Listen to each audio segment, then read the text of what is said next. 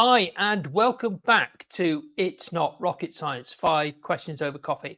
I'm absolutely delighted today to be joined by Jackie Naughten. Now, they always say if you want to improve, if you want to get better in your business, you should employ people who are better than you. And that's how I feel about my guest today. I am really delighted to be having a conversation with Jackie, who has a far more impressive portfolio of businesses and interests than I have met. And so I'm really, really delighted, Jackie, you found time in your diary to come and join us for a few minutes. Jackie is what they call the unretirement speaker. She revealed facts and the reality about retirement in the 2020s for the boomers and how to get to your 100-year lifespan. She mentors and supports entrepreneurs who need to pivot and grow. And if she hasn't got enough going on, she's also the MD of a business whose mission is to change the narrative around the 50-plus woman to become the invisible, increasingly disappear at that age. And she's there to change that. And that therefore means that what is throughout all of her career, what throughout all of her passion is that of change, changing individuals, changing businesses.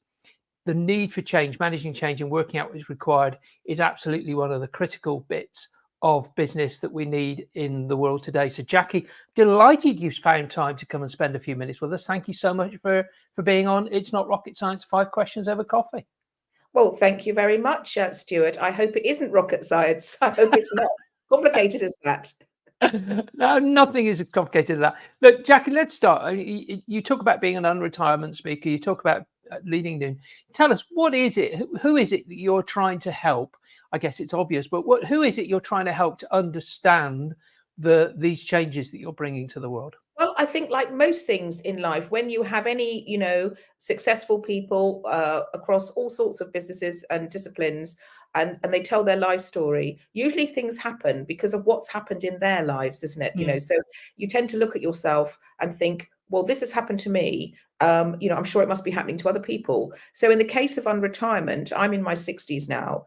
And as I've approached that time, and it sort of comes upon you, you're bumbling along in your 40s, and the next thing, oh, great. So you're going to retire now? And I'm like, no, I don't want to retire. What am I going to do? And so I started to investigate this whole idea about not retiring, because when I really thought about it for myself, I thought, because retirement sounds like giving up, finishing, stopping. It feels like the end of life. And I didn't feel like that at all. And I think particularly for women, when we've had a lot of time caring responsibilities, juggling careers, suddenly as you get to your 60s, you actually have the time that you've always wanted to do things. So I started to investigate this whole issue of unretirement, which I came up with. And then I found it actually exists out there, and people are talking about unretirement, which is really, it's actually been coined by people who are actually returning to the workforce. So they've retired and then they've spent a couple of years in retirement, had a couple of cruises, done an extension, and then they're bored and they've come back. Because the truth of the matter is that for we boomers, and let's be honest, the boomers, we've been quite a pioneering generation. We are now, this is a final frontier for us, pioneering this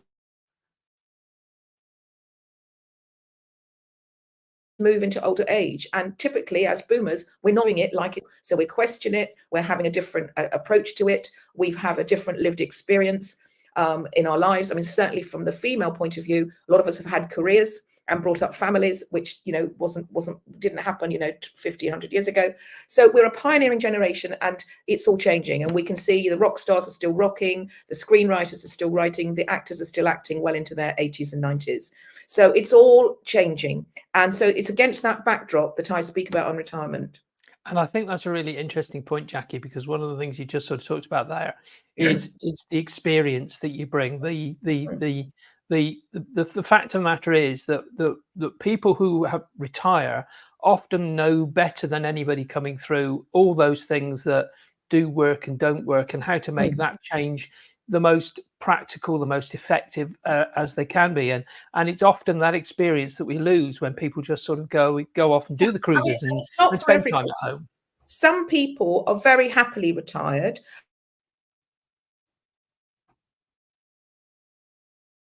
since you were 16. You can't physically do the job, be a roofer anymore or whatever. Many people are very happy to retire and focus on family and different things. But there's an awful lot of us who don't want to do that. And there's an awful lot of people who can't do that because the the state pension age is going up. And let's be honest, not many of us can live on that state pension. It's sort of more of it's about £1,000 a month. If you've got 25 years to live in retirement, £1,000 a month isn't going to give you a very exciting, stimulating life. So, that's the facts of the matter. So we've seen it for some time that our pensioners are going back into the workforce to supplement their income. Places like B&Q, have taken on older people with all their experience, etc. But it's actually a much bigger issue now. And we're going to have, by I think 2040, about 50% of the workforce is going to be over 50. And so there's a couple of things going on. First of all, there's a thing for people personally, what they want to do, and the birth rate's dropping, and they're suddenly waking up to the fact they might need older people. But meanwhile, what we know is 50 plus people are finding it incredibly difficult to get back into the workforce because there is a generational generational ageism going on, which is the last frontier of sort of equality in the workplace, which is something that we at Noon, with my other hat on, are working on. So, my unretirement interest and speaking about unretirement kind of has a very nice crossover with the work I do at Noon, which is all about the 50 plus women who are very keen to get back to work and think about what they're going to do as they pivot in the midlife. And I'm so glad you brought Noon in, because I was about to ask, of course, what is Noon? And so therefore, let's move on to sort of what it is, therefore, then, that you've seen people who are trying to sort of cope with this unretirement. You've mentioned a couple of times people who've retired and it's not for them, so they've gone back to work. What is it that you are trying to do to help them with that transition? How do you help people to understand whether or not retirement is right for them? Well, I think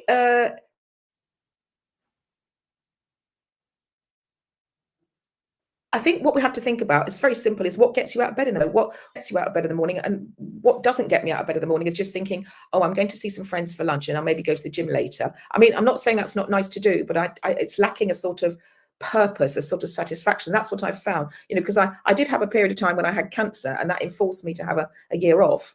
And while you're not very well, obviously, I was so frustrated because I couldn't do anything. I hadn't got any point. I couldn't work and all these things. And so I'm just somebody, and there's lots of us around who just like working. I mean, lots of people work in volunteer positions because they just want to have a purpose. And what we know, I think it's Sigmund Freud who said, there's two main things in life out of all of this is love and work, which is really purpose and human connection. And that, that's what working can give you. And that's what we as humans, on the whole, keeps us going. So, when I say work, it doesn't necessarily have to be financially rewarding work. It could be all sorts of things, but it's finding purpose. And I think that's where people quite often need help.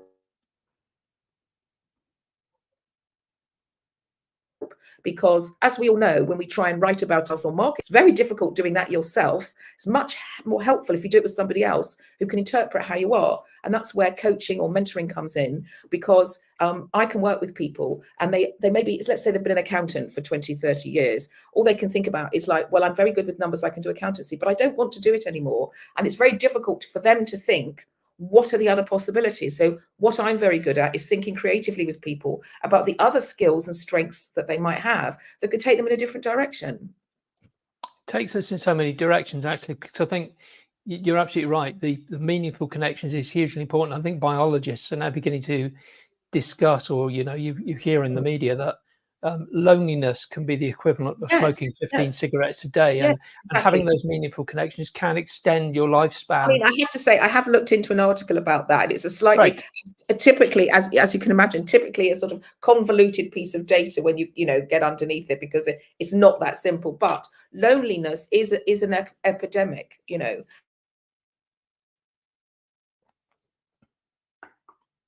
And as we live longer, I mean, I'm widowed myself. As we live longer, divorce rate, a lot of people are getting divorced in their 50s and 60s because they're thinking if they're living till they're 85 and they're in an unsatisfactory relationship, they're actually getting divorced in their 60s, which is another reason why people often need to work, because the financial pots got smaller, etc., etc.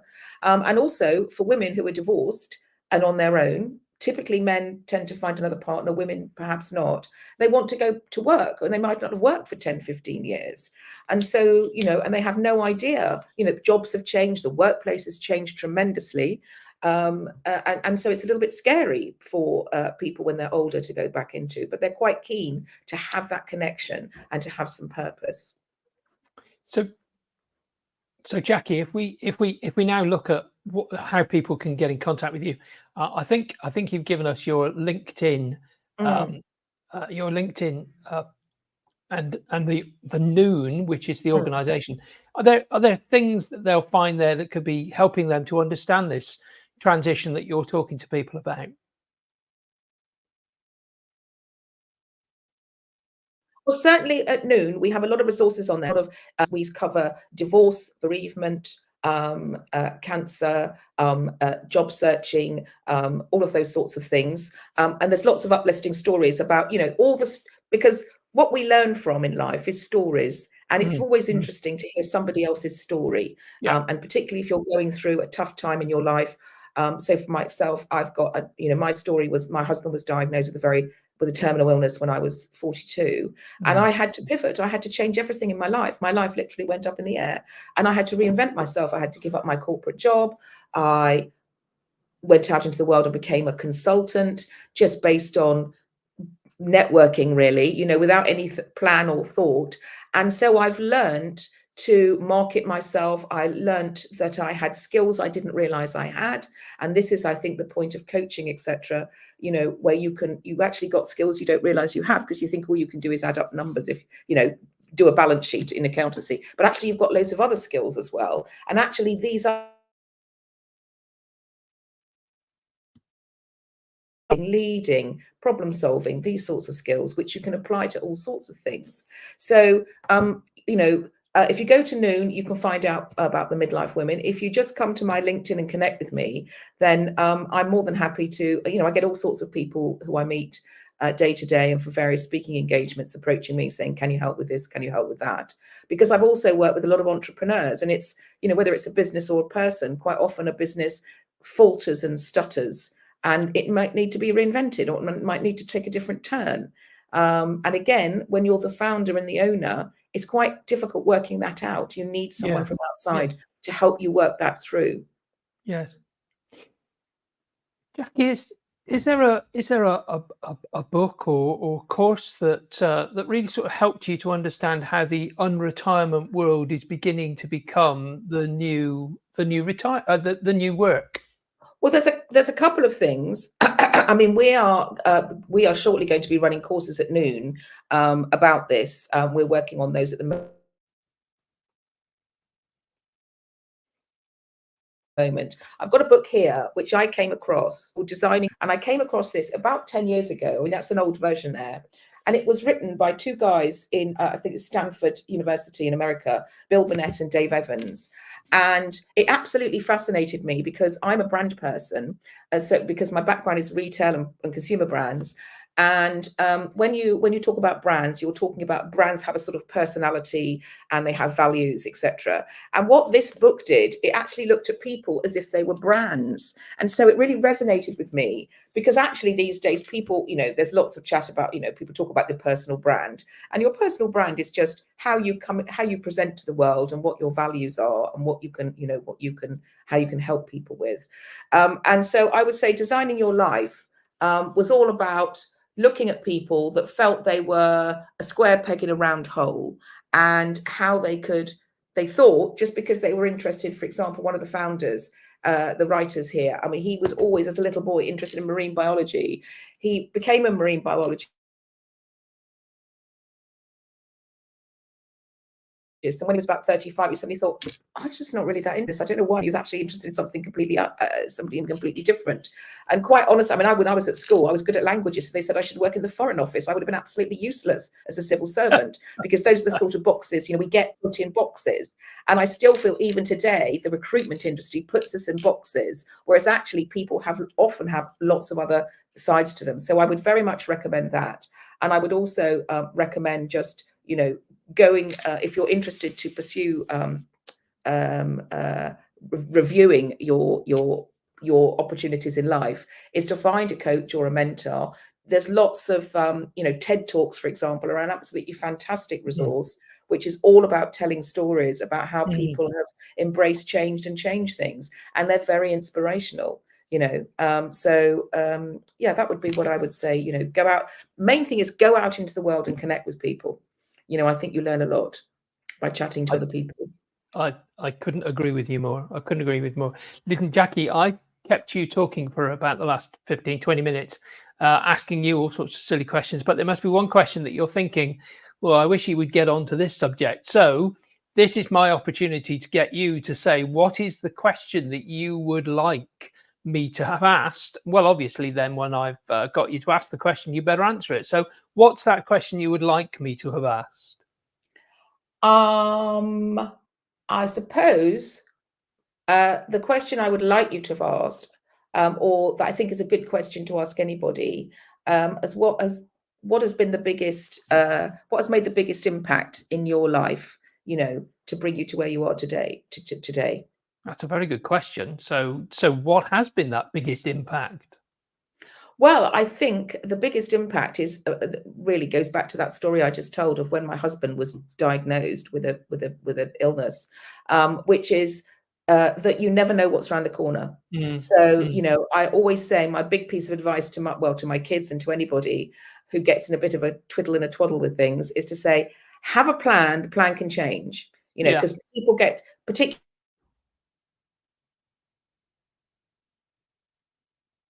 because I do so many things and I've worked, I'm in my 4th or 5th career now. But what's a common thread through all of that? It's about change and pivoting, either pivoting, responding to outside influences, because something, you've got divorced, you've got cancer, whatever happened, you've got a sick child and you have to change and rethink what you're doing, or because you want something different, you want to be re-energized and do something different. So I think the most important thing is to realize that you can't, that life won't be as you plan. Have a plan, the plan can change, and go out and connect. People are the biggest resource that's free out there that you can connect with. And just, you might, we're probably, Stuart, natural connectors. We're doing this sort of stuff, we are sort of probably, I'm certainly myself an extrovert.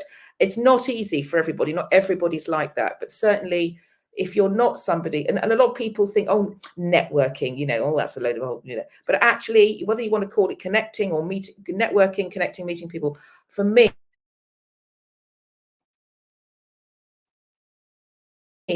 your fellow humans are your biggest resort to make change. And you can't do any and it's free, to a certain extent. It might cost you a cup of coffee or some of your time, but I've never had a wasted meeting with anybody in my life. And you always learn something. So that's what I would really encourage people to do. I don't think people realize how much that can impact your life.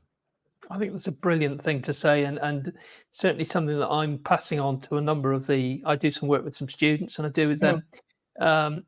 And I'd give them something very similar, which is, if someone suggests a meeting, take the meeting. You don't know what's going to happen. You might look at it and think, well, that would be a waste of my time, but you have no idea where it's going, who they might meet, who they might introduce you to. You never know. Always learn something. And I've learned, probably when I was younger, I was a bit more judgmental, and I've really, really learned. And that's the one thing about older age, you get a bit more wisdom and you have hindsight. And I would say, I don't think I've ever had a wasted meeting, because even if you don't get the outcome from the meeting that you wanted,